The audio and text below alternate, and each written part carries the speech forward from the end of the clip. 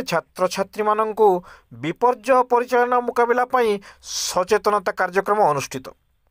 ଭାରତୀୟ ବିପର୍ଯ୍ୟୟ ପରିଚାଳନା ଦଳ ଏନ୍ଡିଆର୍ଏଫ୍ ପକ୍ଷରୁ କିର୍ମିରା ପିଏମ୍ଶ୍ରୀ ଉଚ୍ଚ ବିଦ୍ୟାଳୟଠାରେ ଏହାର ପ୍ରଧାନ ଶିକ୍ଷକ ସୌରୀନାରାୟଣ ସିଂଙ୍କ ସଭାପତିତ୍ୱରେ ଆୟୋଜିତ କାର୍ଯ୍ୟକ୍ରମରେ ଏନ୍ଡିଆର୍ଏଫ୍ ଦଳ ନିରୀକ୍ଷକ ସନ୍ତୋଷ କୁମାର ସାହୁ, ସହନିରୀକ୍ଷକ ଏମ୍କେ ଚୌଧୁରୀ ପ୍ରମୁଖ ସ୍କୁଲ ଛାତ୍ରଛାତ୍ରୀମାନଙ୍କୁ ବିପର୍ଯ୍ୟୟ ପରିଚାଳନା ସମ୍ବନ୍ଧୀୟ ଶିକ୍ଷା ପ୍ରଦାନ କରିଥିଲେ ଏବଂ ବିପର୍ଯ୍ୟୟ ଆସିଲେ ଏହାକୁ କିପରି ମୁକାବିଲା କରିବ ଏବଂ ଅନ୍ୟମାନଙ୍କୁ ସୁରକ୍ଷା ପ୍ରଦାନ କରିବେ, ଯଥା ନିଆଁ, ପାଣି, ସାପ କାମୁଡ଼ା, ବନ୍ୟା, ବାତ୍ୟାରୁ ରକ୍ଷା ପାଇଁ ସଚେତନତା ସହ କାର୍ଯ୍ୟ କରି ବୁଝାଇଥିଲେ।